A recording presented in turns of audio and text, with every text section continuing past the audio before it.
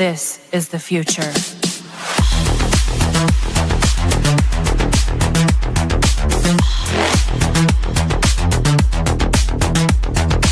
Evolution.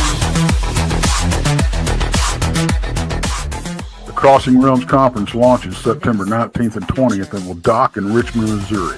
This is already being called the event of the year, folks. With an unprecedented list of speakers and special guests, 2 days of cryptids, UFOs, and paranormal presentations, along with a celebrity-filled ghost hunt, meet and greet, gallery reading, vendors, and a film screening. This promises to be both educational and fun. Go to Eventbrite.com to secure your tickets and vendor slots before they are all abducted. They're going fast.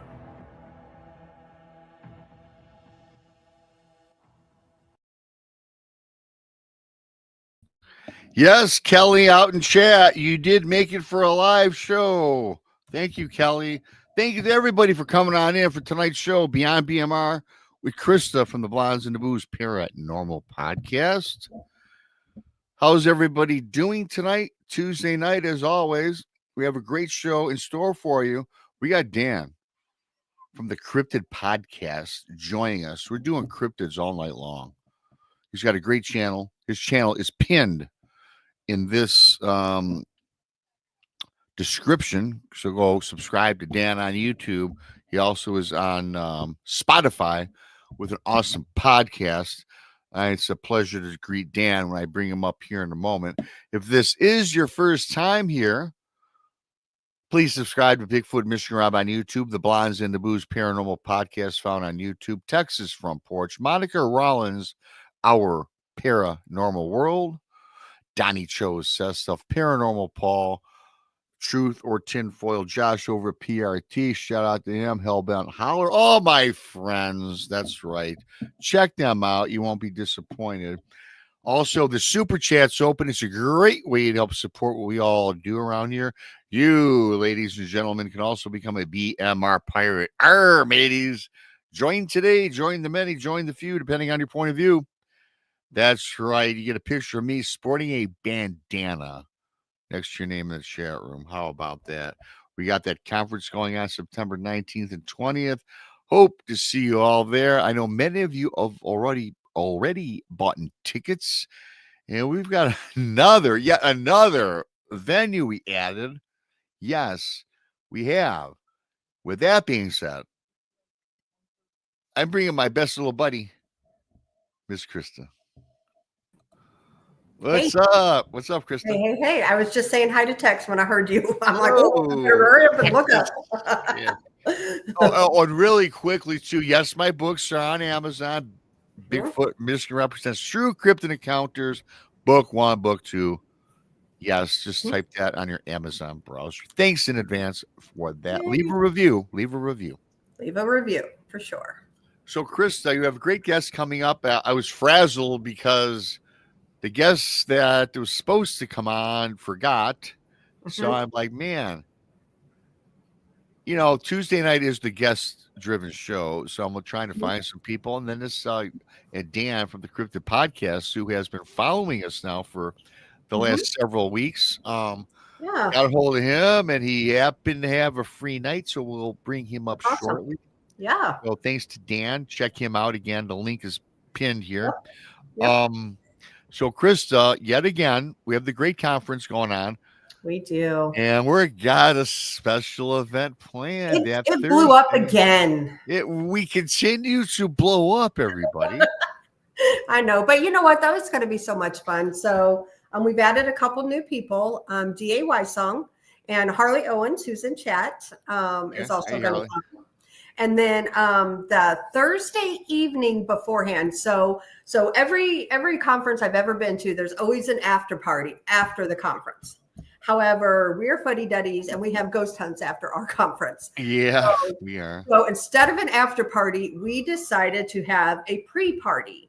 So that means if you are a ticket holder, be it a vendor coming Friday night, Saturday night, both nights, it doesn't matter. If you're a ticket holder, come on in. And it's about 8 miles away from the conference venue in Lexington, Missouri. And we're going to have that at Big River Ranch. And I will, send out information and let everybody know the address to all of that and all that good stuff. So it's going to be a lot of fun. And whatever happens at the ranch stays at the ranch. That's what we say. That's our motto out there. Yeah, that's the motto. Kelly Lewis, boy, Kelly, she's been a BMR pirate for 12 months. Kelly Lewis, hats off to you, my friend. And congratulations, JoJo.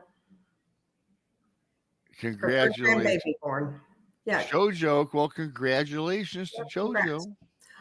Also, I've seen something else too. We'll just Mayhem is in the hospital. So prayers for you, Mayhem. Of course, prayers. Mm-hmm. So anyway, yeah, our conference is going to be fun. So like a lot of fun. If you're not coming, then I feel sorry for you because it's going to be a fun one. His text says in the that cool song he put together, you're missing out on the event of the year. And yeah, you know what? And I'm not bragging, I'm not gloating. It's going to be. We got 20 speakers and featured guests. Most are known, some aren't, which is fine because we like to mix our bag a little bit. And I'm really looking forward to it. I really am. Oh yeah, me too. It's going to be a great time, and just everybody getting together and just talking about good stuff, and I love learning, and so I just it's going to be a weekend of learning and camaraderie, and just getting to see people who are like family. So I really look forward to it, and I don't just mean the speakers. I mean a lot of people in chat too. We see them every night on shows, yeah, we really think a lot of you all too. And that's the thing, though. What I love most, I've been to several different conferences now since I started doing this, and I get the biggest thrill for me is meeting people that are subscribers and people that are in our chat rooms. Mm-hmm. Diane Boss, oh boy, 16 months. You go, girl. You go. Our matey. I love meeting the people that follow our shows because they are the people that drive our shows, and they come in every day of the week that we're on, or they watch the replay if they can't make it into the chat room. Yep. And we're already approaching 60 people in the chat. We just hit that already. Oh, yeah. Which is awesome. Thanks, everybody. And, of course, the people that are not in the chat, I love you as well. So does Krista, because it's a conglomerate of everybody, right? And you all help drive the shows because that's what makes us stay on air. And you mentioned something. Conferences are fun. You meet people. You have guest speakers. But you made a good point. I learn something every time I go to a conference. Me too. And people have all their vast and different opinions, which I'm all for debating what people believe or don't believe, because that's what makes all this go around, right? Yeah. Yep, absolutely. And here's the thing too. So Brandy and I spent the weekend with Miguel Ramirez from Sasquatch Theory out in the woods. And I have to tell you, we talked about a lot of that, about, like learning and from each other and uplifting, and promoting each other. That's what it's about, man. That's what our conference is about. Leave your differences at the door. Let's let's learn. Let's have a good time. Because, we're all human beings, right? When it comes down to it, we all share the same universe. We all live on the same plane. Yep. Absolutely. So, and that's another one I want to give a shout out to. If you have not subscribed to Sasquatch Theory, please do so. You'll be seeing some familiar people in an upcoming episode. Yeah, he's a great guy. He is. And I think that our guest Dan is a great guy, because I was scrounging to find somebody. And I got a hold of Dan, and he goes, I'd love to come on. And again, Dan has found all our channels, and he pops in when he can. So I'm not going to waste any more time. And I'm bringing up Dan from the Cryptid Podcast, found on YouTube and currently Spotify. Yay. Hello, Dano. Hey, what's up, guys? Hey, Dano. How you guys doing? We're doing great. Glad to have you tonight. I'm glad to be on here, man. I really am. And again, thank you so much. Like I said, I've enjoyed your guys' shows, and my boy Harley's in chat, so I love that kid. You know. So Yeah, Harley's a good guy. We really like Harley too. That's why we invited him to our conference. Just, it's like all of us, we're all just friends. And we Brandy and I was able to hang out with Harley at the Townsend, Tennessee conference. And he's a hoot. He's a great guy, so absolutely. He's a giant himself. He's tall. That's what I heard. I heard he can play the NBA basketball. He's like 6'7", 6'8", but he weighs like 119 pounds. True story. Oh boy. So he's got a huge heart. He's doing great things in this community. Yep. If I had to have one critique on him, I think he's get a little thicker skin. So these clowns that want to keep messing with him, just brush off. But you know what? That comes with age. I mean, I'm 53 years old now, and there's not much that bothers me. Unless you talk about my kids or my wife, then I'm gonna of course, that's a different story. I'll get hillbilly on you.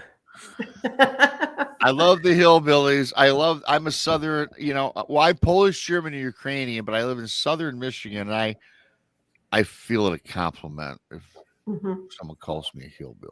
Oh, you're a redneck, man. I am the same way because I have to tell you guys something. So I'm going to play this just really, really quick because I like hillbilly stuff. So let me show you. If anybody's friends with me on Facebook, they will see I just posted this. And I love rock and roll music, guys. I got to tell you, it's, I'm a big, hold on, wait a minute. Let me shut this off. Okay. But this here, listen to this. It's hillbillies, banjos, the whole 9 yards, man. The Renegade, yeah, I remember that. Renegade, Sticks, right? Yep, yeah, but it's played with banjos and fiddles. How cool is that? Yeah, you can't go wrong with good old Southern rock. Facebook, right? So yeah, I like when people pull up any sort of genre of music and they put their own spin to it, like that with the little banjos. Never heard that. And Chris, I'm gonna have to listen to that. Hey, Melissa Cronwell. Hello to Keith. Keith, 5 more gifted memberships, 5 more pirates. Thanks to Keith from Michigan, buddy of mine, and Krista's. Thanks, Keith, for that so much. Yep. So, once again, Dan, thanks for coming on. You have a great channel. I just found it pretty much when you found us. So I've been kind of perusing your channel, and we'll get into that a little bit. But when I have someone on for the first time, I always like to ask that simple question: why in the hell, or what prompted you to get involved in this wild world of the cryptids and the paranormal? Well, personal experiences, really. I was into Bigfoot well before I saw my first, I had my only sighting. I was that weird kid that would always go to library time in elementary school. And, most of the kids my age were looking at the books with spiders and snakes and sharks. And sure, there was one book in the library that that had stuff to like mysterious creatures or something like that. I don't remember what the name it was, but it was the only book. And when I discovered it, I was the only person that checked that book out. Due date, I'd bring it back in, I'd check it out again. But I was fascinated with something that big, something that elusive. And, and then all of a sudden I see In Search Of with Leonard Nimoy. And then later in, before I had my sighting, I saw Patterson Gimlin film and The Legend of Boggy Creek. And, I was like, man, this is going on in California. And again, I was young, so I didn't really understand where Arkansas was, for The Legend of Boggy Creek. But, I was like, man, if they're in Northern California where Patty was seen, maybe there's a chance they're in Oregon. Maybe on the outside chance they might be up here in Washington State, And then when I saw what I saw with my dad, yeah, I was overjoyed. But with paranormal, I've had some pretty. One encounter was bone chilling. I've had a couple emotional encounters. I've had a couple of frightening encounters. But yeah, so I mean, I've just. If anybody asks in the chat, I am A negative blood. I have M's on both of my palms. So I just recently learned about this type of stuff. So I guess I'm connected in some weird way. But yeah, I just love it. It's fascinating. Yeah. I love listening to naysayers, and because I know what I've seen, I know what other people have seen, I know what I've encountered, I know what I've seen. So yeah. Mhm. So before we get on about a lot of your different experiences, what's the significance with both M's? I got two M's on my hands. I have no idea. Don't we all have the M? I wonder. No, Oh, we- apparently not. I don't know. I don't understand what the significance is. I've had a couple people tell me, "Oh, do you have an M on your palm?" I go, Hey, I do too. "I got an M on both of my palms." I do too. Krista, Yeah. you said that like you never knew that. No, I never really paid attention. Who looks for letters on their palms? Yeah, well, I have two M's. Yeah, Just saying. So I don't know what that means. I don't know if someone's just trying to pull my leg or whatnot. But yeah, Okay, now I'm Googling. I'll let you know. yeah. let us know. Yeah. So, But yeah.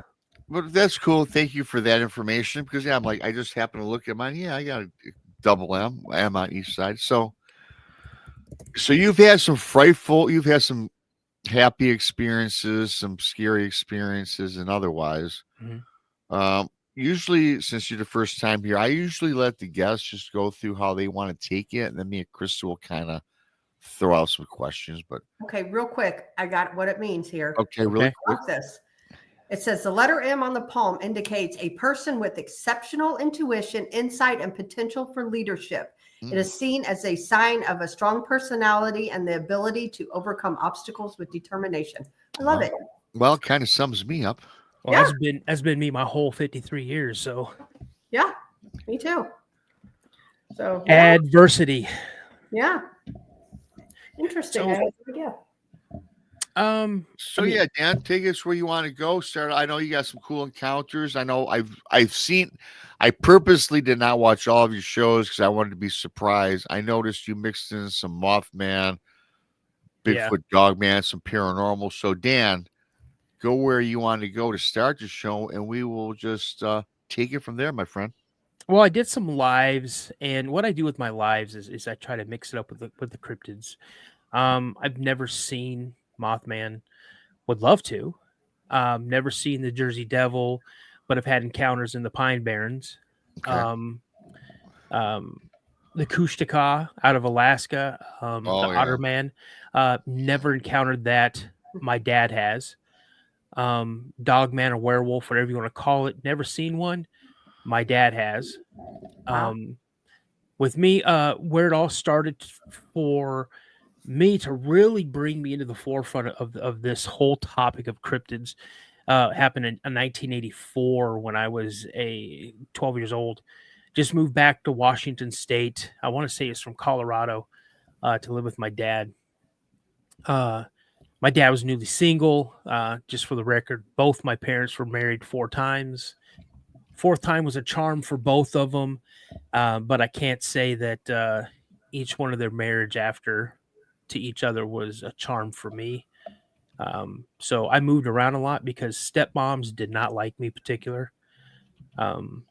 So yeah, I kind of moved back and forth. But me and my brother moved back with my dad. We were staying in a Doll RV park in Graham, Washington.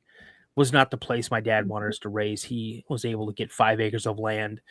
And one day, picking us up from our aunt and uncle's house in Tacoma, Washington, we just drove by. And we're like, where are you taking us? And he pulls, drives like 2 miles down the road or whatever, 3 miles, and then takes a right, then drives down like a mile on this other road, then takes another right and drives a few miles down this road, then takes another right, and we're going down this gravel road. Wow. And this gravel road kind of had like a little incline, then it kind of leveled out, then had a couple little rises on it, then it would level out again. When I was a kid, I thought this road was like 5 miles long. In actuality, it's maybe 1.5 miles, maybe 1.75 miles at best. And so he drives down and he pulls off into the left-hand side and into this area. And we lived in a fifth wheel because he was going to build a house, an A-frame house on this land. And it was 5 acres of land. He maybe cleared 3/4 of an acre or full acre for a yard and for the house. And so we basically had 4 acres of woods.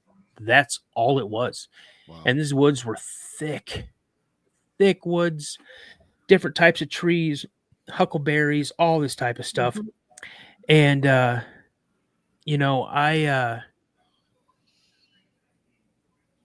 don't know why I'm getting emotional.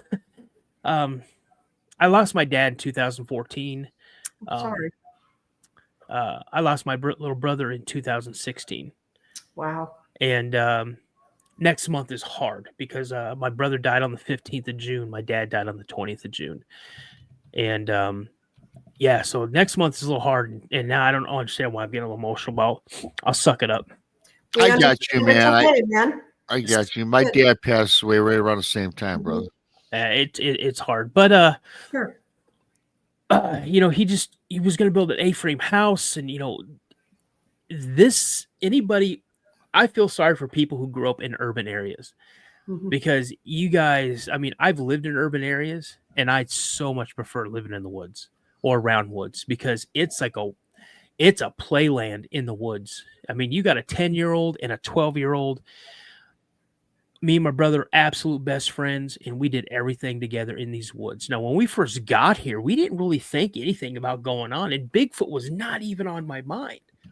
It really wasn't. And I slept, me and my brother, if you guys don't know what a fifth wheel is, a fifth wheel has like a loft on it. And that's where my brother and I slept. And then right below that loft was my dad's hideaway bed. It was a queen-size hideaway bed. And I slept, if you're looking at the fifth wheel, I slept on the right-hand side where there was a huge tree line still. There's a little space, maybe, I don't know, 30 meters wide, maybe. My dad built a shed there. We had a burn barrel and stuff. But I slept on the right side. My brother slept on the left side where we had the deck. Now, the deck was huge. It was about from where the loft started all the way to the back of the camper, and then maybe twice as wide as this camper. So it was a nice sized deck. And I remember one night we were sitting there, and it was storming so bad. When I say it was a bad storm, every time the wind blew, I thought the camper was going to blow over. And it felt like the rain was so heavy, it felt like marbles dropping onto the camper. Thunder and lightning. Every time the thunder hit, it shook the camper. Lightning lit up night like it was day. Like legit, this is how bad this storm was. And my dad had anchored it down. He had anchor straps on it. He put the camper up on cement blocks to give it more of a stable foundation. And all of a sudden, I feel our camper. It feels like our camper's doing one of these numbers, and then just boom, it comes down. And I rip the curtain open, and I'm looking out this little window that's maybe this wide, but maybe 3 feet long, if that. And I look, and just as a thunder or lightning hits, flashes in the sky, I see this thing moving into the trees. And I go, Dad, it was a GD Bigfoot. And my dad's like, shut up, you wake your brother up. Don't say that word. And I'm like, Dad, it was. He goes, you didn't see nothing. Go back to sleep. Wow. So, and it rained literally all night long. It didn't, it was a heavy rain almost all night long. So, unfortunately, you go out there, and if there's any evidence, it's gone. It's washed away. And so, I go out there, and my dad's out there with me, and he's like, now, what did you see? And I go, Dad, I saw it go underneath this branch. And he's like, well, how far? I said, Dad, its head almost touched that branch. He's like, no, it didn't. I'm like, Dad, yes, it did. So he pulls out a tape measure, and he starts taping it up. And he's like, tell me when to stop. And I told him when to stop. And it was probably about this far below, so about a foot below this branch. And he's like, Daniel, no, you didn't. I go, Dad, yes, I did. He's like, that's like 8 feet tall. And I go, no. I said, Dad, that's how big it was. He's like, no, it wasn't. And I go, whatever. And I was getting mad because he's thinking I'm lying. So I turn around and I go, really? I go, explain that. And we look at the camper, and there is a huge dent in this camper.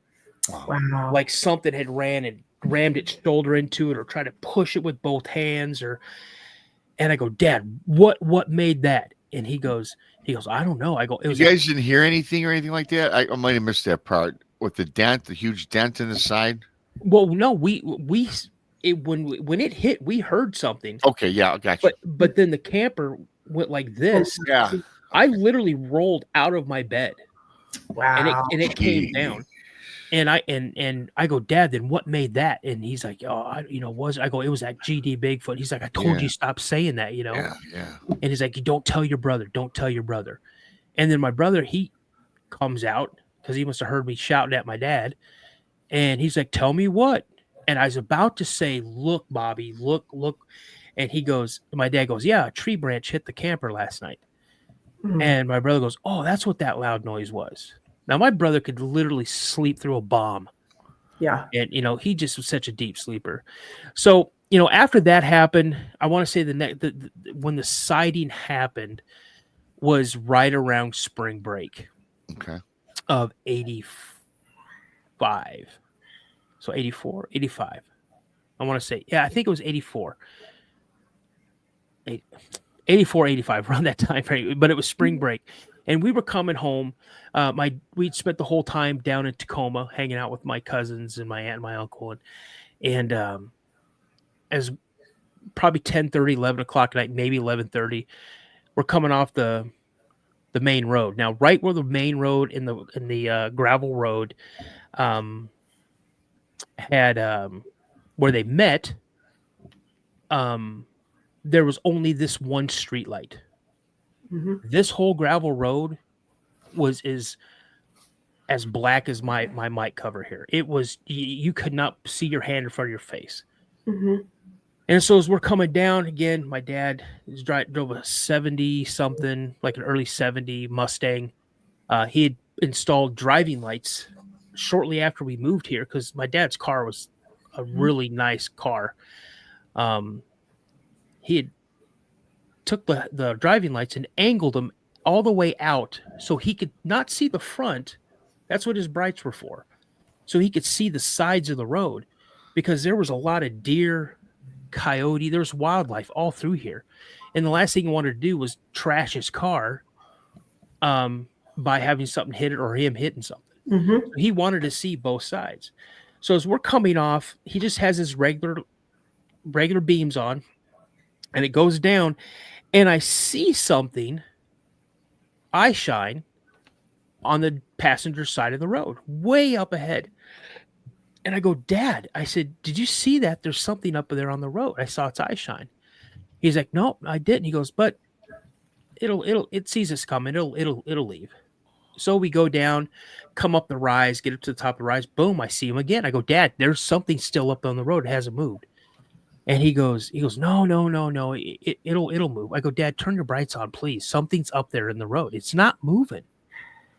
So we go down this little dip again. We drive a little ways to come back. And just as we're coming up this rise, he hits his brights and turns on those driving lights. And it lit everything up. Mm-hmm. There she was. And I say she because it was a female. As soon as we crested the top of that little rise, my dad hit those brights and it was instant. And she went like this. Wow. She had turned at her waist. She went like this. Saw the palms of her hands. Saw the hair hanging down from her forearms. Saw her breast. Saw her face. Now, I had described her in a story on what she looked like, and I caught a whole bunch of hell about this. This whole encounter happened probably 6, maybe 8 seconds tops. Wow. But when I saw her, she was on my side of the road. And when we came up on the rise, she was probably 25 feet in front of the car. And I saw her brow ridge. I saw her nose. I saw her upper lip was like a thin upper lip, or at least it looked like it was a thin upper lip. The best way I can describe her body type was like Patty, but not as robust. So I'm thinking she might have been a younger one. And one fluid motion, she was gone like this. I mean, it happened this quick. And I saw her take her first step. I ducked down on the floorboard. And then when I thought we were past her, because my dad did not speed up, my dad did not slow down. He kept a very steady pace. And I peeked my head. Now, remember, his driving lights were angled out. Right. And when I peeked my head up, there was enough light coming off of the passenger side light, driving light, that I could see her standing in the trees. She didn't keep walking. She must have just stopped, got inside the tree, stopped, and turned to see what we were doing. And I saw her blink her eyes. Ooh. And my dad just kept going. I got out. As soon as we pulled into the driveway, I had my key in my hand. I opened up my dad's car door and I stepped out. I jumped out of a moving car. Wow. Sprinted in front of his car, jumped up the 4 steps onto the deck, unlocked the camper door, and I literally jumped into my dad's bed. A couple seconds later, I hear my dad's car door slam. I hear my dad come up on the deck. He's holding my little brother. He takes my little brother, puts him up on bed. And I'm just looking at my dad. I'm like, Dad, what was that? What was that? He's like, don't worry about that. I go, Dad, what was that? He's like, you know what that was? And by the time when he's talking, he's grabbing food out of the cupboard. He's grabbing fruits, vegetables, whatever. Takes it outside, puts it on a table that's on our deck. Now, when my dad built this deck, he put this long pole up on one corner, like forward corner of the deck, and put a platform up there to put a bird feeder. Because my dad loved taking pictures of birds. He would hear a bird. That's a blue-crested wren, or this is a blue. I mean, he could tell you what it was just by hearing it. And so he goes out to the shed, grabs a ladder, comes back, puts the ladder up by the pole, puts all this food up there, comes back in the house, grabs a rag out from underneath the sink, pulls a tube out of his back pocket. And I later found out it was grease. And he squirted this grease all over this rag, and he greased the pole all the way down to the railing. And the railing was about a 4-foot high railing, and the deck was probably another 4 feet up from, because you know how high that step up is, maybe 3 feet up to get into the camper. So, he had built that deck for that purpose, so we didn't have this little tiny stairway to walk up. We had a bigger deck. And so he puts the ladder back, and I'm like, Dad, why did you do that? Because I'm watching him. I'm like, why did you do that? And he goes, do what? I go, why'd you put that stuff on the pole? He's like, well, that's to make sure animals don't get it. And I go, you mean like raccoons? And he's like, yeah, raccoons. And for whatever reason, that completely took me out of the headspace I was in and kind of calmed me down a little bit, because that made sense to me. That made absolute sense to me that my dad. Now, I wasn't now worried, why did he put the food up there? I was more concerned, why did you put the grease up there? That to me was odd. So my dad goes back out. Now, my dad was a smoker. He always smoked outside. And he had the door closed a little bit, not all the way. And I hear him talking. And again, I don't remember verbatim what he said, but it was something to the effect of, we saw you. We know you saw us. This is my family. These are my boys. Please don't hurt them. Don't scare them. We're a family. We don't mean any disrespect. We just want to live here and be a family, And he comes in, and I'm like, Dad, what were you doing? Who are you talking to? He's like, oh, I was praying. Wow. And I go, you were praying? He's like, yeah. I go, well, I didn't hear you say amen. And he goes, oh, amen. Now I'm going to say this, as far back as I can remember, up to the day that my dad passed away, I've never heard my dad pray. Never. Never. So when he goes and he comes back in, and I asked him that. Then he asked me, he goes, hey, do you want to sleep with me, buddy? And I'm like, yeah, can I please sleep with you? And he's like, yeah, sure. Come on in. So he goes off to the back and gets dressed and comes back out, and he's laying in bed, and I fell asleep, and I was laying on my left side. So my back was against this wall, the outer wall. And Have you guys ever heard the sound that wood makes when something heavy gets placed on it or something steps on it, how it creaks and pops and cracks? Oh, yeah. Yeah. I went from this to this. Like, what was that? And I go to say something. I look over, and because of my dad's alarm clock, there was some ambient light, and I saw my dad's face, and my dad went like this. He did this. Oh, wow. And I was about to ask him again, and that's when I heard and felt something run, like across my back, but it was on the outside of the camper. It ran on the back side of the camper and around. It was heavy footfalls, just boom, boom, boom. And then I heard something else come up on the deck. And then I heard something else come up on the deck. And I'm freaking out. You know, because the camper wall is probably this thick. Right. If that. So I'm laying there, and my dad's doing everything. He's trying to reach over here and pull me in closer to him. You know, he had a gun. And then I hear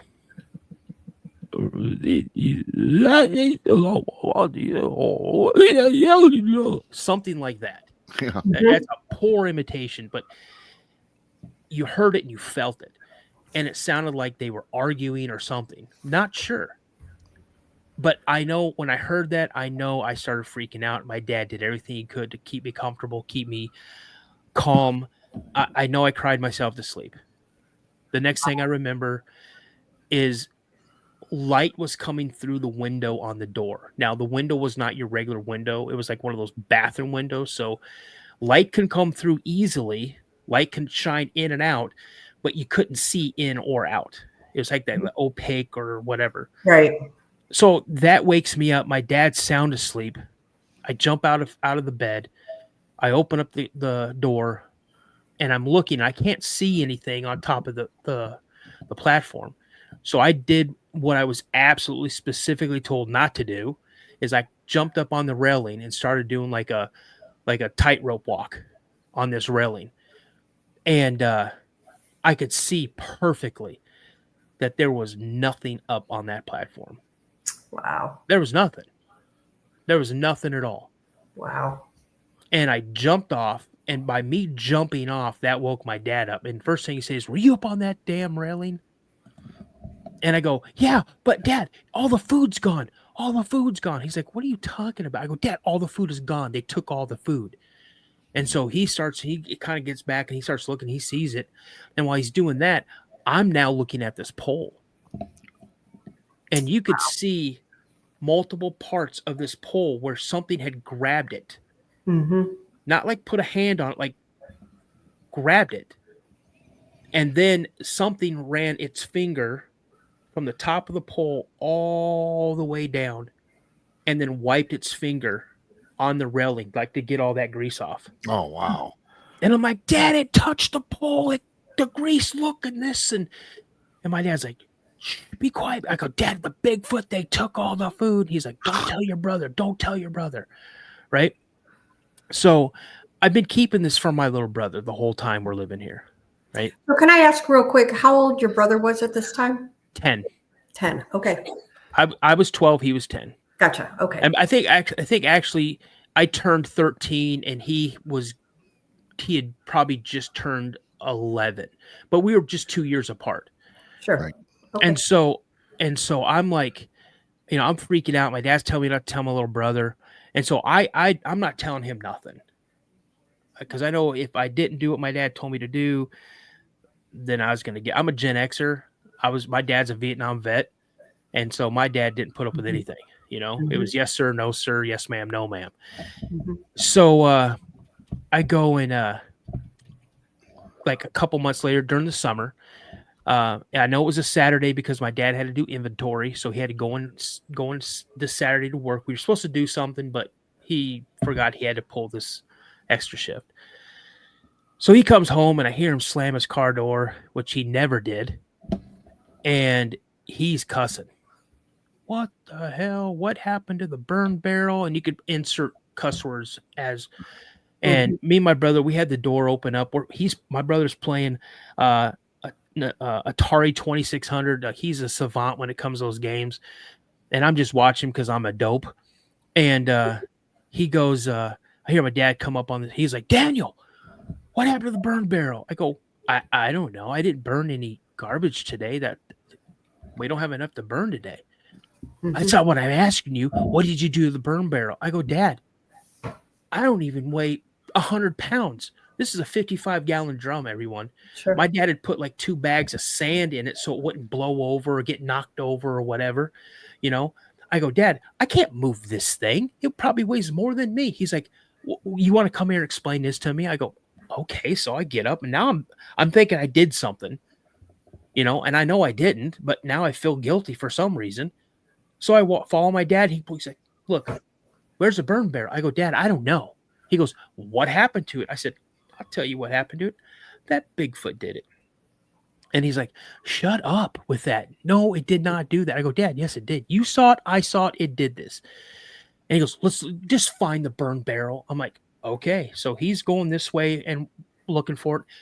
Whatever reason it compelled me, I walked into the woods. Like 30 feet, 30 meters, whatever, into the woods. There was a burn barrel on its side. Oh, wow. And I go, Dad, found the burn barrel. He's like, what? I go, yep. It's in here in the woods, Dad. So we get it and we twist it. And he's like, how did it get in here? I go, Bigfoot threw it in here. He's like, shut up. Your brother don't need to hear this, blah, blah, blah. And then we hear my brother say, don't need to hear what? And I go, Bobby, the Bigfoot threw the burn barrel. And my dad goes, bow. And he pops me in the back of the head. And he goes, I told you. My brother goes, oh, I don't think one of the little ones that I've seen did that. It must have been one of the bigger ones. So your brother's seen them the whole time. My brother saw the little ones. He saw 2 juveniles. And we're like, what are you talking about? He goes, oh, yeah. He goes, I seen the 2 small ones all the time. He goes, whenever we play music, we take the speakers out and we put them on the deck and we start playing music. They come in and they love listening to music. And he goes, Dad, they love your music. Because my dad listened to doo-wop and 60s and 70s. Yeah, my dad, same thing. You know, all that type. Beatles, Zeppelin. He listened to all of it. Yeah. And music was really big in my house when I was a kid growing up. Still is today. But we're like, what? And he tells us all this thing. He goes, yeah, I threw a couple baseballs out there, a couple tennis balls. And he goes, they don't give them back. They just keep them. And I go, he goes, yeah, I threw a brand new baseball out there. See if they wanted to throw it back. I go out there. There's no ball. I can't find it. And he goes, and we'd built a tree house like 15 feet up in the air off of a little trail, a little path that we'd found in the woods, right? So we built a tree house up in these trees. And he goes, yeah, one time I was walking out to the tree house and I saw one jump out of the tree house and then take off running on a dead sprint right into the woods. He goes, it was so fast I lost it. Wow. So that's crazy. Yeah. You know, and then there's a couple times where we would be up in the treehouse or we'd walk out to the treehouse and we'd stop and be like, we need to go back to the house. Cause just the air, whenever we felt like, I guess you could say a sense of dread, we realized later that this was a family that was in the area. Okay. And the oldest one, the old, like, I want to give it human ages. So like probably like late teens to early 20s is the one that probably pushed our camper, hit our camper, and probably threw the burn barrel into the woods. Whenever he was around, we felt that kind of like that tension. The female was around. We didn't really feel any type of dread or anything like that. There'd be times where my brother and I would be driving the go-kart my dad and I built together, and he'd be sitting in the passenger seat and I'd be zipping up and down this gravel road.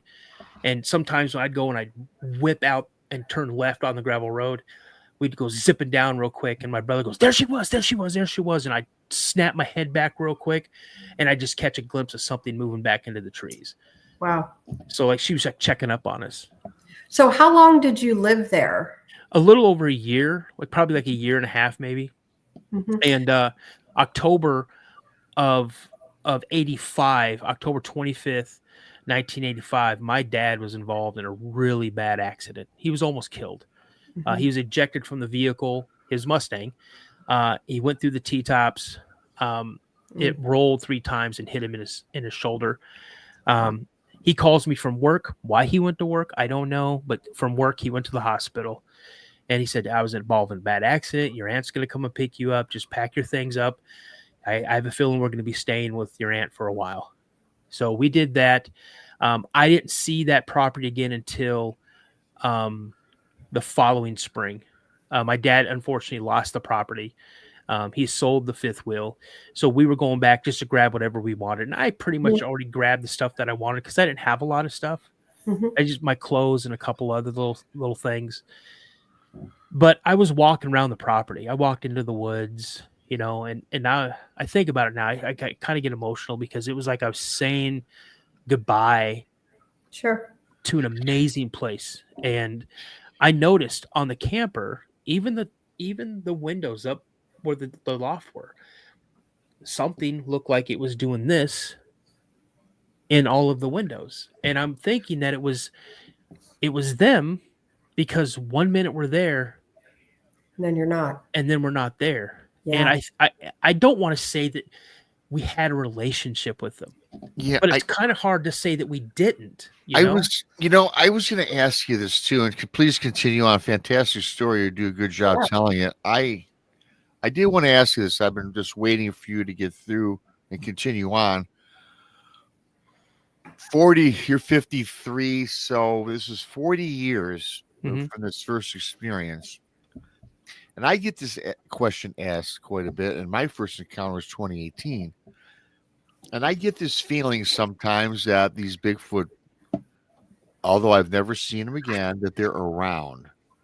Do you, to this day, 40 years later, think that there's an attachment to you? And I don't want to say attachment like paranormal, but like a mark. Because people say once you have an emotional encounter or an encounter of this magnitude, that these creatures, whatever you want to call them, Bigfoot, Sasquatch, that they know where you are all the time for the rest of your life. Do you feel that? Do you believe in that? I don't. Oh, man, you guys are gonna make me emotional again because it's really weird that. Do I think they're here? Do I think they're here? No. Do I think they're still around? I hope so.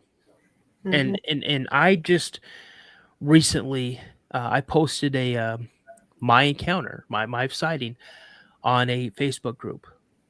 And there were about 4 people who know exactly where I was at, that area. Wow. And they've seen them. They've had sightings of Sasquatch in that area. And I'm wondering, I didn't feel like this until these people reached out to me. And they're saying, I know exactly the RV park you're talking about. I know exactly the area you're talking about. I've seen them in this area. I've seen them in that area. And I know exactly where these areas are. And it's not unconceivable to think that they roamed this whole area. And I'm could it have been one of the juveniles? Could it have been maybe even that jerk adolescent? Maybe the dad, I don't know. I mean, I can't say how old he was, but I mean, if you figure that maybe he was in his 20s or 30s and the female was maybe in her 20s and 30s, they'd be in their 70s now. I don't know how old these things get. Sure. I hope they were able to move away because I've seen that area now. It's not super heavily, but about 80% of the forest is gone. And there's houses out there. There's a couple, like automotive garages that someone started out of their home. So they cut a lot of trees down, put up these big pole barns, but the area where we lived, the exact area we lived, all the woods are gone, Wow. So, yeah. Have you, I mean, you said that it's gone, but I wonder if you were to go back in that area, or, if the campground's still there, go back and see if like they would remember you, or, Well, the RV park is still there. Mhm. RV park actually is there, and it's expanded. But again, I never had any encounters of them there. Mhm. It was just when we moved into that area. Gotcha. And if I don't know how friendly those people would be. I would love to go knock on the door and say, hey, we Right. live right in this area, and this happened to me, 40 plus years ago. Have you had any encounters? Mhm. I think about it like this: just how amazing would it be if I show up and all of a sudden one or two walk out and they greet me like they knew me. Right. Again, that's a fantasy, but I mean that would be awesome, because I mean it was such a Mhm. huge Yeah. part of my life that I kept quiet for a long time. It wasn't until I heard Sasquatch Chronicles, and I Mhm. reached out to Wes Germer and I said, hey man, I've been sitting on this for like 30 plus years. Yeah. I need to get this out. Sure. Sure. Yeah, I feel like they're like us, I feel like, in the way, like, memories and things like that. So I bet they would remember you. Yeah. It's just like, you see this, and it's a sad video, but it's a female chimpanzee who's pretty much on her deathbed. She's not eating, she's lost most of her teeth. She's barely drinking. And like the one person who like fostered her and like took care of her for the longest time, he shows up and she just shows this renewed energy because she remembers him on on site, and it just makes me think, is that something that, if that's possible? And anybody who's listening, I'm not trying to have some fantasy relationship that I think that that's what's going to happen, because I know what these creatures are capable of. There's very well documented cases of what these creatures are capable of. And I'm not saying that I had an intimate relationship with them, but I never felt threatened by any of them, except for when that young adolescent, or the young adult, if you will, was around. And he was not around a lot. There's a few times that he was around that I'm like, oh yeah, I'm just gonna stay in the house. Well, and maybe he was just not necessarily would hurt you, but maybe he was just trying to bluff you, Well, he he scared the crap out of me. I could tell you that right now. Sure. So yeah. But I didn't feel fear from the little ones. Again, I never had any encounters with the two juveniles. My brother did.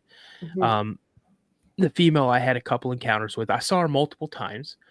And I think it's why I can describe her so well, because there was one time I remember, and this is again all one huge sighting for me. It was just a glimpse. I saw her and then she was gone. I don't think she expected me to come walking out of the camper. And she was just literally right across the yard from us, standing in the tree line. And it's like, as soon as I came out the front door, I looked and I'm like, I was kind of like this, and then she was gone. So did I see her?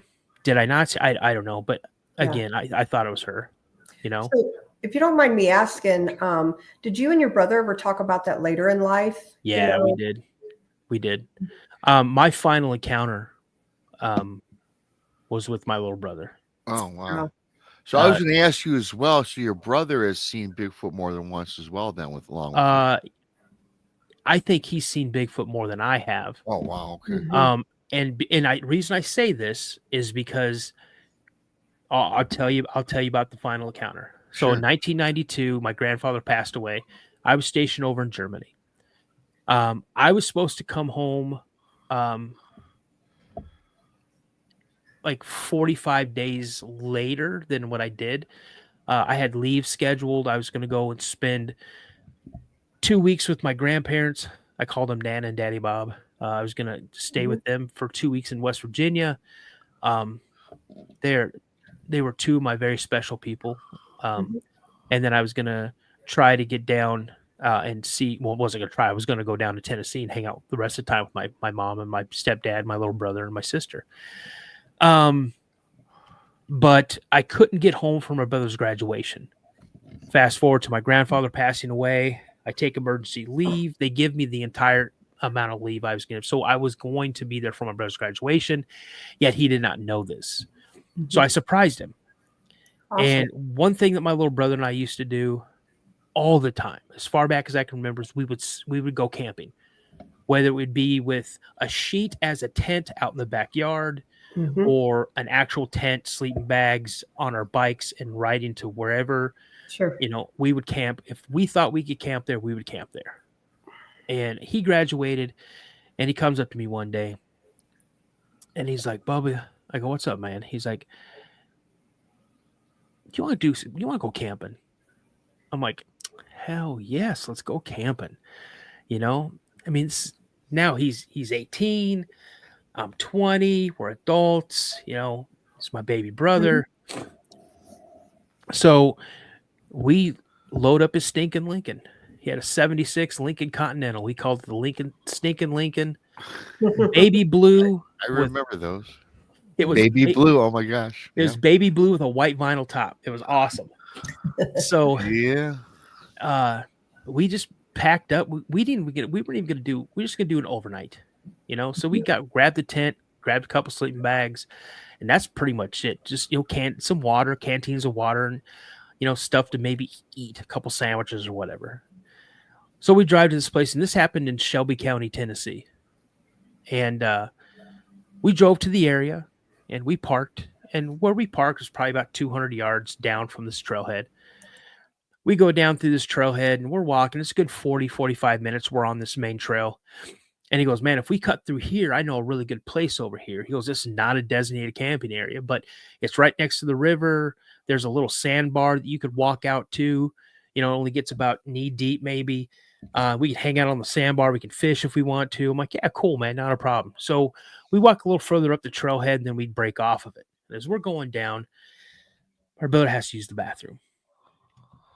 So he starts doing his thing. Well, I hear this whistle come from my left. And I look that way. I don't see nothing, but I immediately look over at my brother. He's like, What are you doing, man? What, are you trying to check me out?" I knew it. I knew you were, saying I was on the other side of the fence. I guess. I don't know. I don't want to offend anybody, but he said, he goes, "I knew you were gay." And I go, "Man, I'm not like that." He goes, Why are you checking me out, man?" I go, "Shut up, dude." I said, "Did you hear that whistle?" And he goes, "Yeah, it was you whistling at me. I knew you liked what you saw." I go, "Man, I did not whistle at you." I said, he was like, "Yeah, I heard." I says, "Man, it came from over here." He goes, "Well, whatever, man." So we start walking, he gets done. We start walking, and we're walking maybe another 20 minutes, maybe 15, 20 minutes. And I have to go to the bathroom. So I go and start doing my thing, and I hear this whistle again. And I go to look at my brother, and he's not off to my right-hand side now where I'm going to the bathroom. He grabs me, and he yokes me back real quick. Like, he grabs me by the back of my backpack and my shirt, and I'm telling you, my little brother's a big man. He's like 6'2", 6'3", about 300-something pounds, and he manhandled me. Whoop, pulled me right up off my feet. Wow. And a branch or a limb came sailing through the ground or through the air and hit the tree right where I was standing, or right next to where I was standing. And he goes, "Did you see that?" I go, "Man, where did that come from?" He goes, "It came from over there. I saw something throw it." I go, "What do you mean you saw something throw it? You mean someone throw it?" He's like, No. He's like, "Man, we got to go." And I'm like, "Okay, let's go." So we start heading back, and we're kind of moving. Now we hear this thing moving. Now, again, as we're walking to where we were going to go, this is the left side. Now we're walking back to the main trail. Now it's on our right side. Okay. So the woods, as we're walking, we hear something moving through the woods. It's not deer. It's not rabbits. It's not squirrels. We know what a bipedal sound is. Someone walking through. Grace, yes, it was Shelby Forest. See, you got one of your listeners, man. They're familiar with it. There is there's a reported sighting in Shelby Forest. So we're moving back down this trail. Now, again, we're going. We get about 20 minutes from where that stick was thrown, and all of a sudden my brother just drops to a knee. Almost drops to a knee. and he's dry heaving. And he's like, my chest hurts. My head hurts. He goes, I don't know what it is. And he's trying to throw up. He's like, I don't feel good. I don't feel good. And it's like that quick. It hit him that hard. And so I'm like, whoa, man, whoa. So I'm like rubbing his back, and I'm trying to give him some water. And I'm like, hey, man, you're okay. And I'm trying to lift him up, straighten him up. And he's like, man, I can't go. I don't feel good. I go, man, you got to go. Come on, let's go. And the whole time, this thing, you hear it now. It's pacing back and forth, back and forth. You still hear it. And I get him drinking some water, and he stands up a little bit. So then we start going. And he's like, you got to set the pace, man. You got to set the pace. I said, let's go. So I'm moving. And I hear my brother he's working. He kept telling me he's gassed. I'm gassed, man. I'm gassed. And just as I stopped to turn around, boom, something hit me. My chest started hurting. My head, I had a throbbing headache. And I just dropped to a knee. I got saliva, just like anybody knows what it's like about to throw up. Your mouth starts watering really, really bad. And that's what happened. Yep. And I'm just like, I'm like, ugh, trying to not throw up, and I'm like, dude, you gave me whatever you had. So he's doctoring me. He's giving me water. He's like, come on, man, come on. And I get up and I kind of take a couple deep breaths, and I shake it off, like I just whatever it was. And people I've told this story to said, man, it was your military training. You encounter flashbangs, you get hit with CS gas. So you kind of condition your body on how to fight off whatever it is. And I remember taking some deep breaths and kind of getting it back. But every time I took a deep breath, my chest was on fire. Like it just hurt and my head was pounding. Drink some more water. And now we start going, and we're moving. And I come up and I just see the main trail right up ahead of us. And we make a beeline for that. We get onto the main trail, and now we know from where we entered, we're about 40 minutes to the road. But it's going to take us a lot quicker to get there because now we're really moving, because we were just nonchalantly walking when we were heading in. As we're going, I hear my brother go, man, I can't go anymore. I'm gassed. I'm like, come on, man, we're almost there. Let's go. So I'm kind of like grabbing a hold of him, and we're like walking, kind of like Full Metal Jacket when those guys are trying to help Private Pyle in the run. That's what I'm doing with my little brother. I'm like, come on, man, we got this. And we start going. This thing the whole time, you hear grunting, making noises, going through the brush, and we see the little like bank that goes up onto the road. And we get there, and he's so tired. He's so tired. And I can see in his face, he gave everything he had. And I'm looking at him, looking towards where we parked. And he's looking at me.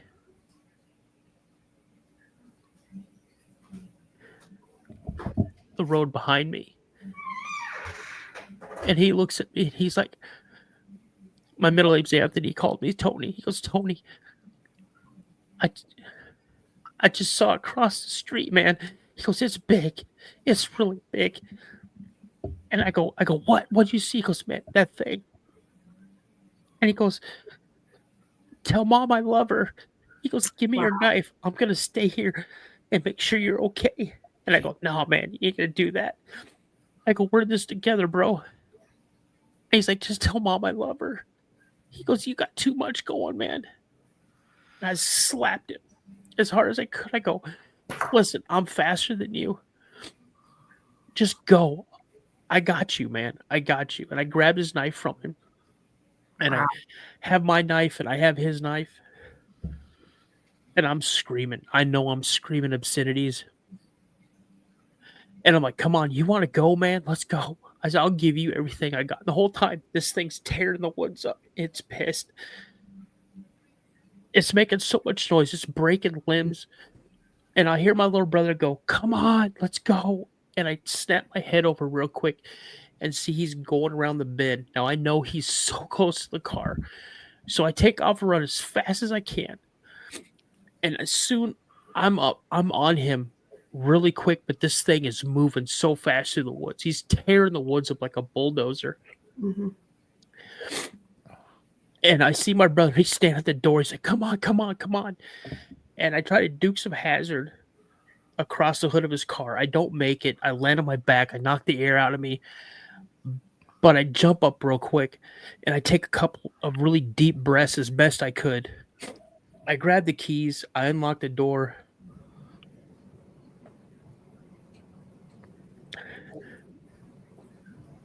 And I hear this panic and this terror in my little brother's voice. And he's like, please hurry up. So I get up, and I start the car up, put it in reverse. And you have to go through this little winding area, this little windy roads to get this main road. Mm-hmm.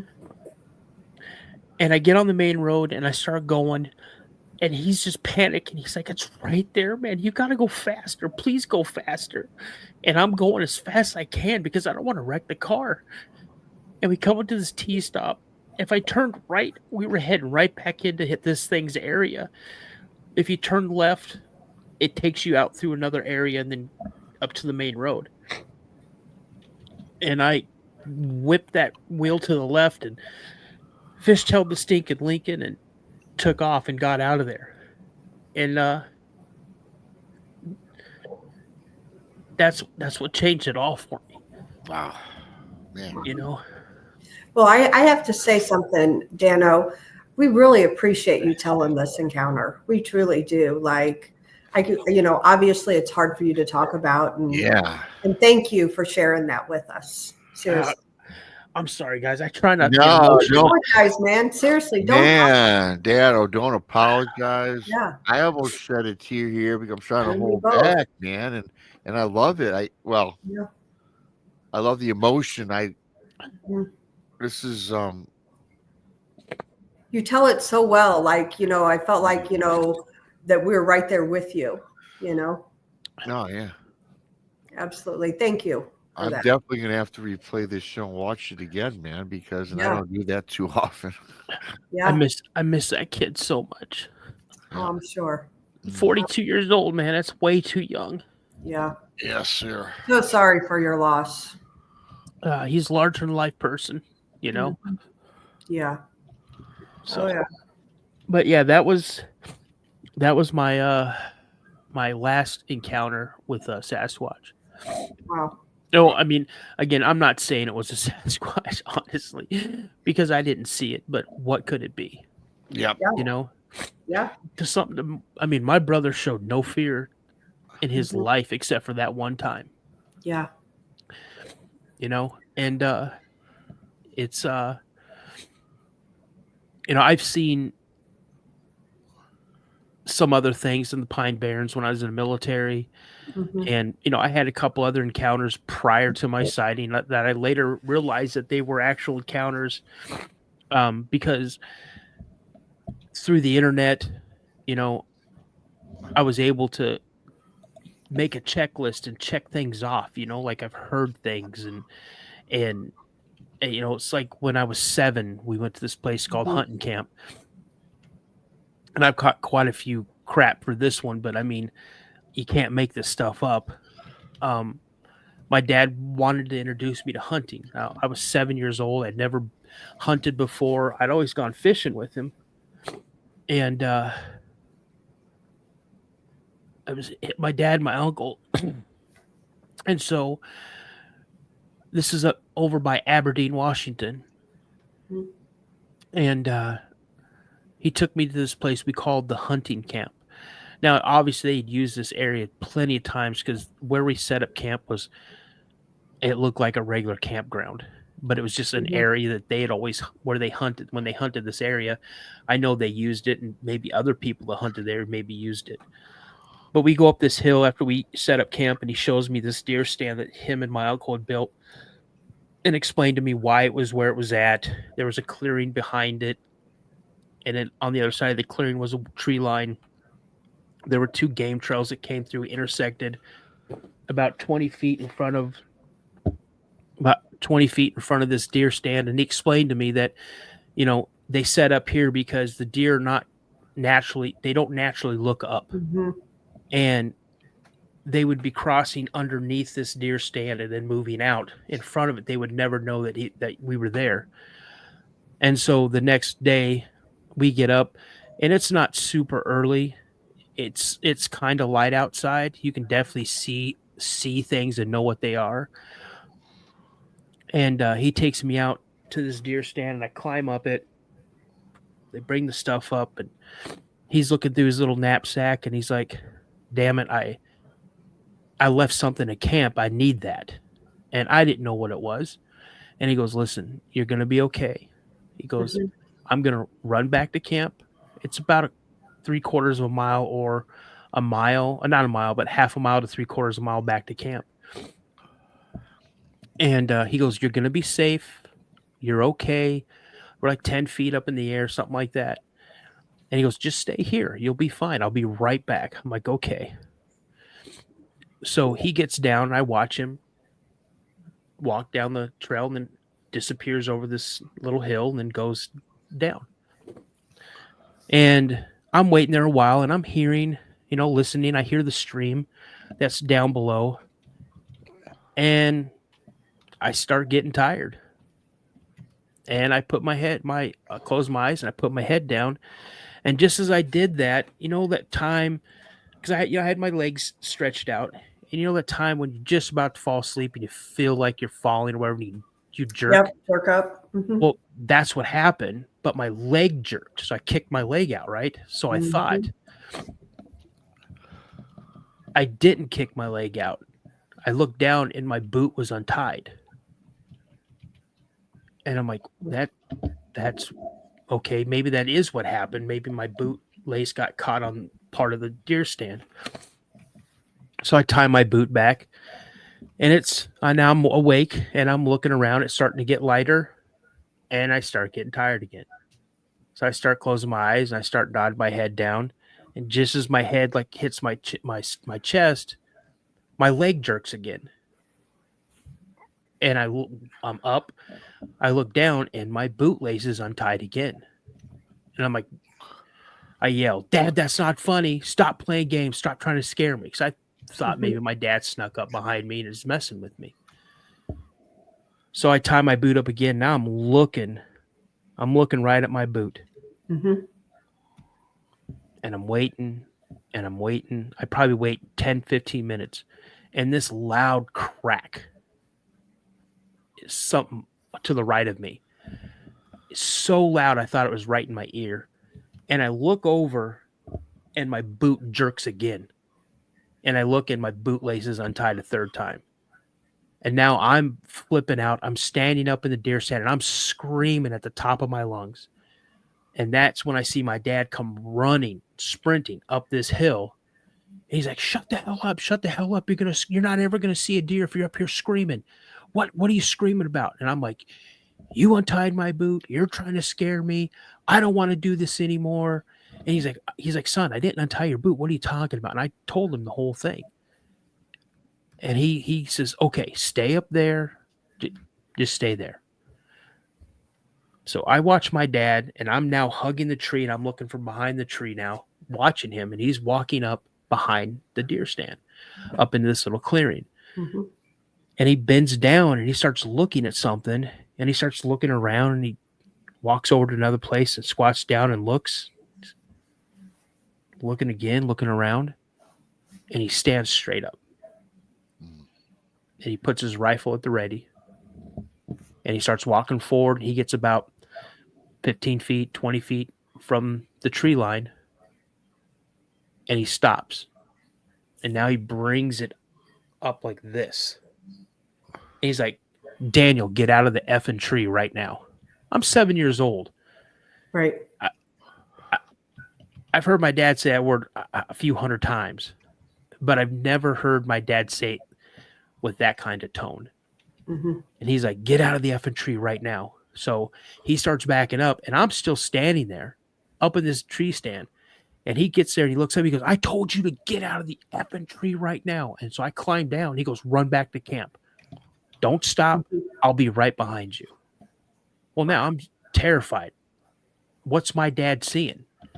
When I look back at hindsight's 2020, I'm thinking it's maybe a mountain lion, maybe a bear, something like that. Again, I had no knowledge of what a Sasquatch or Bigfoot was because I hadn't seen a Patterson-Gimlin film. I had never seen that elementary school book yet.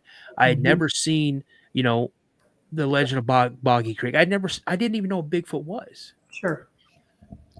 And so I run down the trail a little bit and I stop and I'm looking at my dad. He turns to come back towards me and he flips out because I'm not running. So he gets on my butt and tells me to start running. So I start running. And whenever I'd hear my dad stop, I'd stop and turn around and watch my dad. And then he'd catch me again and he'd yell at me. Well, finally, we made it all the way back down to camp. And just in time, my uncle, he comes walking out of the tent. And he's like, very funny, Daryl. What are you doing up there messing with Daniel? What are you trying to do? He's like, Dean, what are you talking about? I just got back to camp. He goes, we're not going to see nothing. Daniel is not going to see a thing because it's too warm. Nothing's going to be moving right now. And my dad goes, we need to pack up and go. So we pack up and we leave. Now, then no clue what it was. Today, what could it be? Okay, a bear's not going to reach up 10 feet and untie a bootlace. Right. Okay. Don't know, but it checked boxes off my checklist. Fast forward 2 years when I'm 9 years old. We go back to the same area. This time it's me, my dad, my brother, my uncle, his best friend, and then 2 of my uncle's neighbors. And each one of those guys brought one of their sons. So it's 4 boys and 5 men. And we're out here. We're just camping. We got guns. We're shooting 22s. We're having a good time. We set up camp. No big deal. We're fishing, go to bed, get up, do the same thing. We're shooting guns. And we hear this really loud, like yell or something. And I look at my dad and I go, Dad, was that a bear? And my dad goes, yeah, I think that was a bear. Looking back now, I think my dad knew something. Right. So, we go up back to where the tree stand was and stuff, and my dad and my uncle taken 2 part. We split up into 2 teams, and they're showing us. They're both Vietnam vets. They're trying to get us to have fun while we're camping, but they also want us to teach something. They don't want us to be especially like kids nowadays. I don't think maybe 1 out of 100 kids would be able to survive, So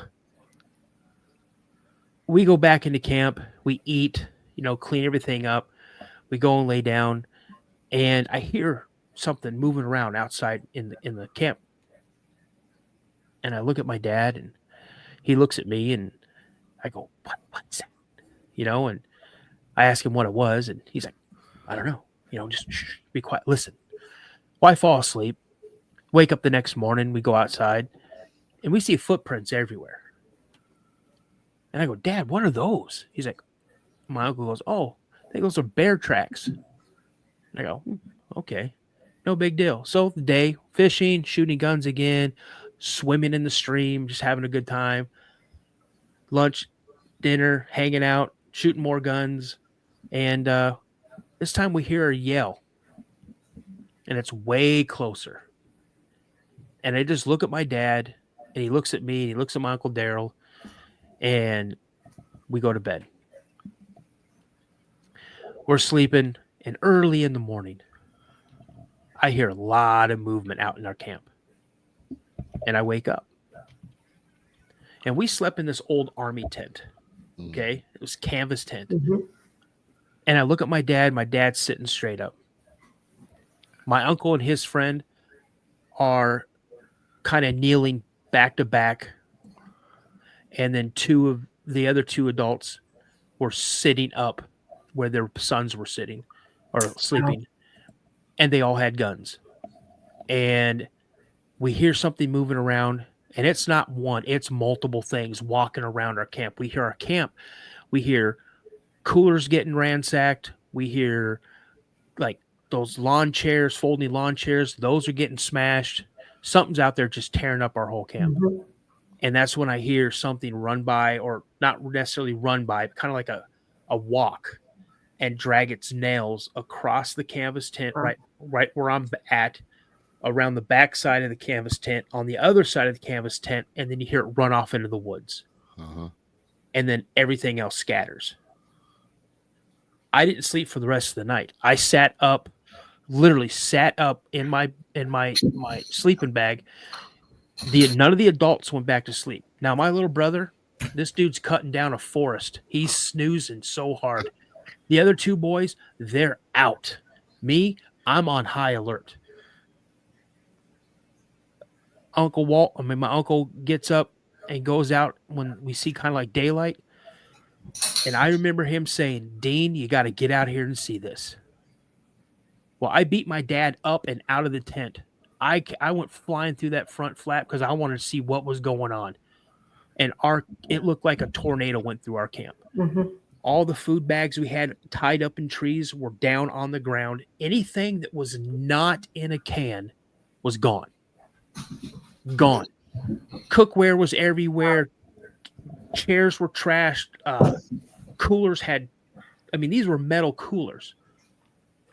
Tops were ripped completely off of them. And I go, what happened? I go, Dad, what is this? I go, Dad, are these bears? And he's like, I don't think so. And by that time, we hear this scream. Not a holler, not a yell, a scream. And it's coming easily 100, maybe 200 yards away from us. Way closer than the other two before. You could almost feel it coming through the trees. Wow. Everybody looked at each other. The boys were already up, and we all started packing stuff up. We left a ton of stuff there.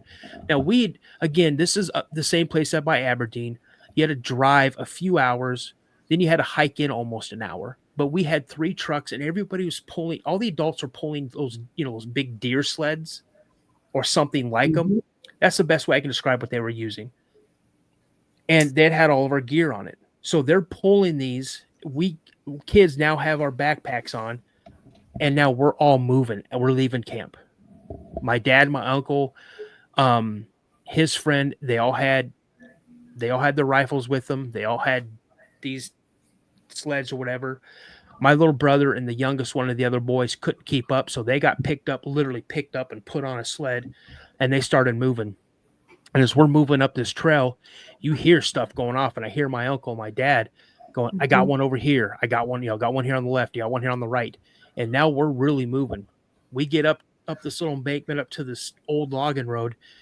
I jump in the first truck that I see. My dad jumps in the truck that's in front of that one, and everybody else starts piling in other trucks. My uncle jumps in the bed of the truck with me, throws the sled in, and someone hits one of the trucks, and that's a signal for everybody to get out of there. So we start taking off, and that's when I see my uncle just start unloading. Boom, boom, and he's shooting.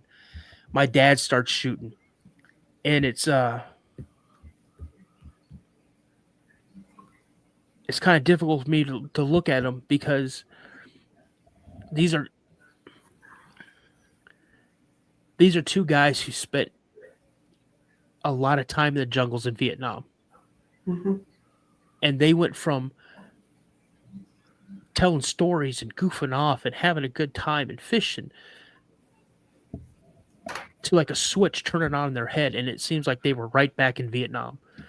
And these guys, they're not just shooting to shoot, they're engaging targets. I got one over on the left, I got one over on the right, and they're just bam, bam, deliberate shots each time, hitting that lever action, boom, boom. I'm freaking out. I peek my head up and I look. I'm like on my knees hanging onto the side of this truck, and I see this branch come flying through the air like a spear, and it lands goes right between the truck my dad was in the bed of and the truck that I was in. And they just kept going. I don't know how fast they were going, but we got out of there. And as far as I know, no one that was in that group ever went back to the hunting camp. Wow. And that's when I was 9. Wow. And again, I had no recollection of I didn't even know what Bigfoot was. I think I was like around 10 or 11 when I saw the Patterson Gimlin film, Legend of Boggy Creek, things like that. So I didn't know what it was until later on when I was able to do some research, and I was like, something's not, and I'm like, I remember hearing that. I remember hearing wood knocks. I mean, I remember hearing wood knocks when I was in West Virginia when I was younger, like 5, 6, 7 years old, 6 years, something like that. Yeah. I remember my great grandma telling me to be careful of the boogers out there. The boogers will get you. Watch for those boogers. I've got to tell you, Dano. First of all, I think you picked up some subs tonight. Oh, thank you for everybody's subs to Dan's channel. Yeah, thanks, guys. I could probably speak for Chris. So one of the few shows I've done where I haven't really said anything. No, I mean, Chris, best I mean, this is like fabulous storytelling, emotional encounters, and I got to ask you. Well, I know the answer to this. This has changed your life, hasn't it? Yeah. Now, not to maybe some of the extent of some people, right? But I used to enjoy the woods. Yeah. I mean, I still enjoy the woods, but I will never go. I'm not as carefree as I used to be. Sure. And what really sucks is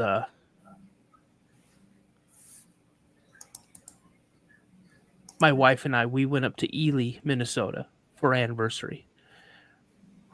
And there's some waterfalls up there that we wanted to see. And I carry wherever I go. I'm a firearms instructor on the side. And we're just having a good time and hiking up through these hills and these mountains and these woods and to find these waterfalls. And all of a sudden I just got this feeling. And I knew what it was. And I looked at her and I go, are you feeling okay? And she's like, yeah. I said, well, I'm not really. I said, it's getting a little warm out here. Do you want to head back? She's like, yeah, I kind of do. I'm like, I said, you really want to see these waterfalls? I said, we'll go. She's like, no, we don't have to. But I knew something was up because I sensed it. It's like it kind of robbed me of an experience with my wife, Sure. And I don't want her to know this, She doesn't think any of this is real, by the way. She clowns me all the time. And I told her, I said, if you and I were walking or driving down the road and Jesus himself came walking out and was holding hands with one of these, and he stopped the car, he goes, this is real. I'm Jesus. You know me. I'm Jesus. This is a Sasquatch. This really exists. My wife would look at me and go, how much did you pay these two people to do this? I have family like that too. I understand that. Yeah. I don't fault them for it. I mean, it's just an encounter. I mean, yes, there's naysayers with friends, family, and otherwise. I get it. Krista gets it. Everybody gets it. That's had these experiences, cryptid, paranormal, or otherwise. Trust me, we've all been there to an extent. Yeah. A lot of us has been emotional. It's been an emotional adventure. That's why I started this. It's an emotional adventure and roller coaster. And I am so glad that I had a cancellation today. I know, right? This is I just got you, man. I found, I noticed you were in our chat room a few times, and I said I'm gonna reach out to the Cryptid Podcast. Didn't even know your name. And then, so we put this together, and I'm very I'm happy you did. I'm happy you did. So this is a fantastic show, man. When I'm at a loss for words, and Krista, that's saying a lot. Well, and two, I think, a lot of what he said, like, Dan, your encounters were different than Rob's, so, I mean, you had some negative encounters as well, as did Rob. So I think you can kind of relate to each other in a way, that, Absolutely. What happened. And so, it just goes to show, because a lot of people, and don't hate me for this, people, but a lot of people say they're these wonderful little forest creatures who, will save your life, blah, blah, blah, blah, blah. But there's several encounters out there that they're not just this loving forest creature either, and I think there's good in everything, and I think there's bad in everything, and just a couple encounters we've heard tonight. We heard one that was good and one that wasn't so good. Yeah, and again, the more and more you follow me and hear me talk, I and people somewhat say, Rob, come on.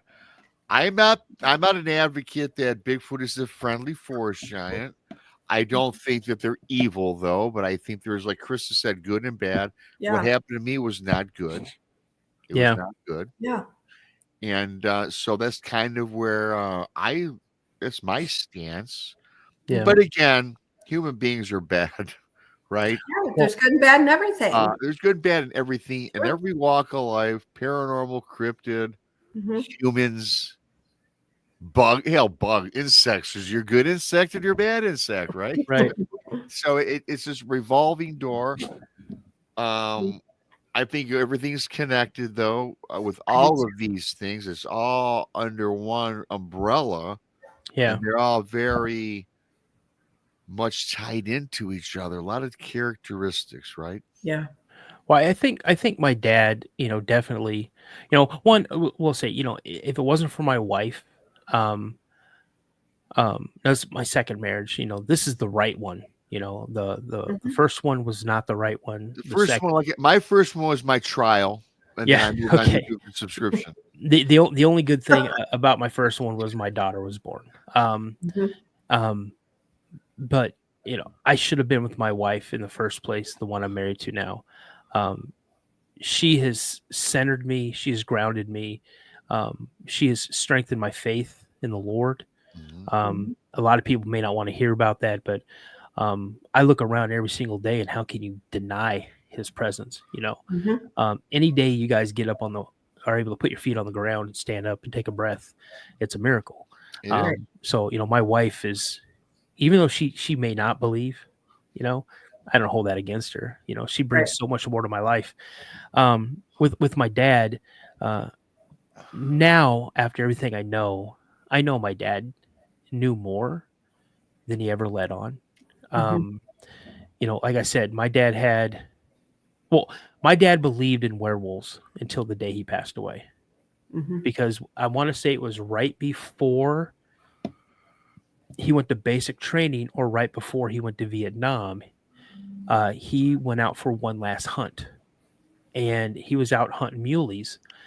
And as he was coming up this logging road, he saw a herd of mule deers come across the road down this little gulch or ravine, whatever you want to call it, gully.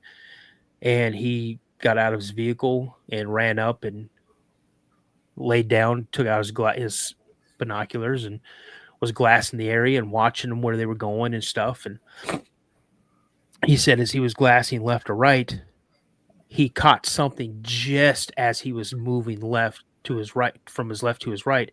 He caught something like a black flash. And so he kind of snapped it back and was glassing for it. And that's when he noticed, he said it was the biggest and blackest wolf he had ever seen in his life. And he was raised and grew up in Alaska. Okay. And he started watching this wolf, but he goes, then this thing all of a sudden stood up on its hind legs and put its hand, he said hand, up on this tree. And he was watching these muleys. Well, all of a sudden he just started sniffing the air. And it's like he's looking at it with his binoculars, and it does this. It goes and looks right at him and bares its teeth. And my dad's looking at this thing. He can't believe what he's looking at. He said then it dropped down on all fours and started moving down the gully towards him. Wow. And he lost it in some brush down near the bottom. So he brings his rifle up and he starts scoping with his rifle to see if he can see it. And he caught it, and it was looking right at him. And he said it was easily 100 yards away from him. Easily. And he said one of those mule deer made a grunt or whatever noises they make, and it turned his attention, and he looked back up at my dad, He said he was getting ready to pull the trigger, and it spun away from him and took off running towards where the muleys had just crested over the next ridge. And he watched this thing the whole time. And he said it got him about 3/4 of the way up on this ridge, and it stopped, jumped, got back up on its hind legs, held onto the tree, and looked at my dad again, bared his teeth, and then took off running on 2 legs up over the crest of the hill. My dad said when he watched it go over the crest of that next ridge, he jumped up, ran back to his vehicle, and took off, and never hunted that way again. And then also when he was like 15, I want to say, out behind their house, they had some land, and they had already cut some tree. They cut firewood already. It was already sitting out there waiting for him. And he'd go out there and they'd bring loads in every now and again. Well, what they had at the house was getting low, so my dad was going to go out and get another load of wood. And as he's walking down this path. The path kind of goes around to the right. He said he looked down and then looked back up, and there was a man walking slowly towards him on this path. Now, this wasn't public property. This is their property. Mm-hmm. He had no business being on there in his backyard, so to speak. And he said this guy just kind of kept his head kind of down a little bit and started moving forward. And he got up to my dad. My dad stopped and was watching him. And the guy goes, and my dad had been walking through the woods, whistling, having a good time, just nothing, getting ready to smoke a cigarette, because that's where he said he'd go smoking a cigarette at 15. And this guy looked at him and goes, "Got a cigarette?" Yeah. And my dad goes, "Yeah." So I'm kind of getting shaky thinking about this, because then he goes and pulls out a cigarette and gives it to the guy. And the guy goes, and just walked by him. And my dad's still standing there. My dad's watching him. And he stopped and he looked over his right shoulder and he goes, "You shouldn't be whistling in the woods." And then turned and walked down like maybe another 20 yards and walked off into the woods. Now, these woods were not dense. You could see into the woods easily. He said as soon as he got into the woods, he was gone. Mm-hmm. And to this day, he believed it was a Kushtaka. Oh, yes. The Kushtaka. The Otter Man. The Otter Man. That they often give sounds of women in fear or in panic that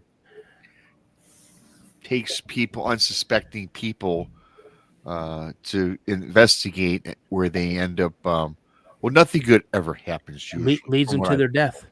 Yes, absolutely. Now, this Saturday when I do my live, I got someone who sent me some Kushtaka stories. They don't want to come on, but I'm going to read them on my next live. So yeah, no, that'd be great. I'll be tuning into that. Everybody, please tune in to Dano from the Cryptid Podcast. I know a lot of you have subscribed already. The link is pinned in this show. is pinned in the description. And I could keep going with you, Dan, but you know what? We're gonna have to cut it because hey, I want to save some time, because I know you'll be on the Blondes of Booze, and I'm not going to be greedy. I'm going to have them on, for it's sure. Gonna be with them, and I know that I'm slated to join you as well as Krista and the Blondes, and maybe Brandy. I don't know. Yeah, Brandy said she would. Yeah. So we'll be on your show down the road, because I'm looking forward to telling my story to you. I don't know if you've heard it. I have not. Well, so I need you. I'd like to have all three of you guys, either one at a time, 2 and 1, or all three on the show. I'd be honored. Whatever you want to do is fine by me. My story is quite lengthy if you've never heard it, so I like to tell it. But all three, that'd be a fun show. Or however you want to do it. However you want to do it. It's your show. You want it your way.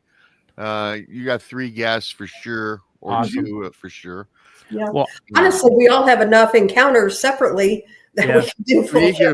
I could do that. Let's fill up a whole show. We could go an hour and a half, 2 hours. So let me ask you real quick, Rob. Did you just hear about that sighting? I think it was on the 18th in Monroe, I Michigan. did. I did a show on it just on Thursday, and Krista was in on it. I'm trying to get a hold of this. I know his name. I'm just trying to get a hold of him. Well, I know. I don't know the name of the man that it was in Monroe, Michigan. I've already reached out to his wife. She hasn't replied back, and I'm trying to reach out to like his sister. Well, you're one step ahead of me because I have not got a hold of him. But I just seen that. It was funny. Here's a quick story before we let y'all go. And this is how this went out, man. I was on 97.1 The Ticket in Michigan. It's a sports channel in the morning. Okay. And every once in a while, they'll tell something strange. So they get some strange news from Monroe, Michigan about a Bigfoot sighting. So, of course, on the sports channel, they made fun of it, right? They're like, oh, whatever. Yep. And, of course, Matt Moneymaker reported it. And, of course, they right off the bat said, Matt Moneymaker, get it, the last name. He's looking to make $1. But we all know a little differently. And so I went in, and they also have the radio station also has a chat room on YouTube. So I went in there for the first time ever as a chatter under the Bigfootmichiganrob name and says, hey, Bigfoot exists. In fact, I'm doing a live show at 1:00 today. And so I left it at that. Then I hung up, but I started looking up that encounter because it was that same day of my show. So check this out. I went live this last Thursday, and a bunch of people from 97.1 The Sports Show saw my channel posting. So they joined in on the show when I told the encounter that happened that Sunday on the 18th, which I got a big kick out of that because people actually followed me from the radio show, you know. That's awesome. That was awesome. I was a little bit tickled, to say the least. So yeah, but no, I didn't reach out to the guy. Good for you if you did. Yeah, because right in my backyard, Monroe, Michigan is like 40 minutes from me, south of me. Yeah, I've spent time in Bay City, and Boone, Cadillac area. Oh well, I tell you what, I'll give you a little clue as to where my encounter took place. Okay, Cadillac, Michigan. Was it in that national forest? He certainly was. What's the name? The Manistee National Forest. My daughter-in-law's family owns 38 acres that butts right up to that forest. Oh yeah, good. Like it's literally the end of their 38 acres. It's all of that forest. Yeah, well, that's where this took place, and it's also the capital of Dogman sightings here in the state of Michigan. Oh my gosh, we need. It's also a lot of the parts of the forest is hexed, cursed by First Nations. Oh, there's a big history. A lot of weirdness. History. A lot of strangeness where my encounter took place, my friend. So, Chris, I'm sorry. I'm just going to have Rob Singler on my show. Yeah, that's why I said that. Yeah. If you've never heard his encounter, you got to hear it. You and I could do about 90 minutes as well, and then the girls can do another thousands of minutes because they've got gazillion stories. Oh, we all have stuff. I've got lots of paranormal experiences, so yeah, you'll definitely have airtime. That's for sure. So, So can I plug a couple things just for the channel? Yeah, go ahead. You do that. Absolutely. All right, cool. You guys, again, thank you so much for joining and watching. Sorry, I got a little emotional. I try so hard not to, but I can be reached if you guys have had a sighting, like to come on the show. My email address is the Cryptid Podcast 72@gmail.com. The Cryptid Podcast 72@gmail.com. I do episode releases on Wednesday. I do once a month a Saturday release, which members of the channel, the Cryptid Crew, they get an early access to it.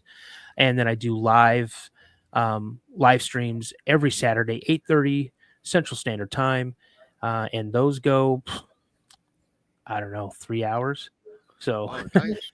So if anybody wants to come on there and join that, that's a great time. Well, that runs right into my show on Saturday. Awesome. Yeah, we'll have checked it out. In fact, send me your email. I'll also put this in the show for people to perfect for that as well. So this is a great show. Before you go, I also have to give up some thanks for a few people really quickly. Kelly Lewis, 12-month member. She's a 12-month matey, a pirate. Diane Boss has been a pirate for 16 months. That's awesome. Keith gifted 5 memberships, 5 more pirates from Keith. Mr. Castro, 5 more pirates. Thank you.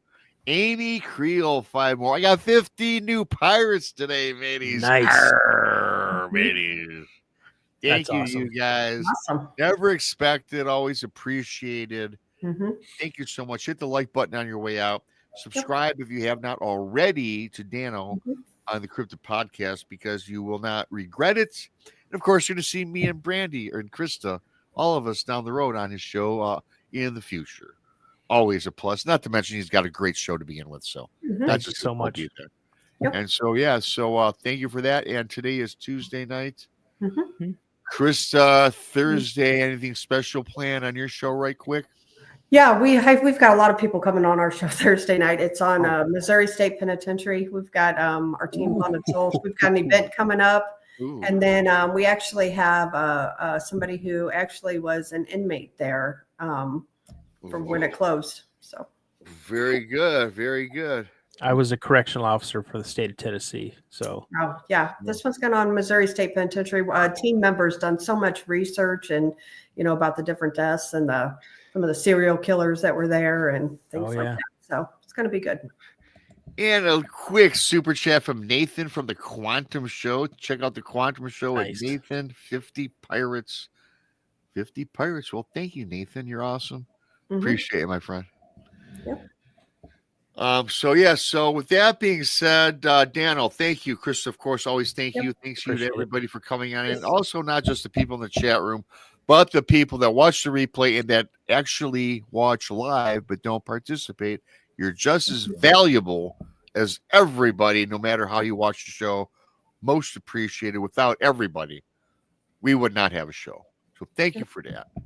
Yep. And with that being said, I'm just going to find the button to get the hell out of here, so to speak, right? Here we go.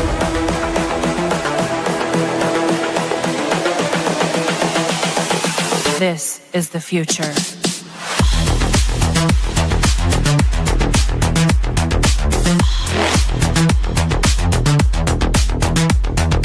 Evolution.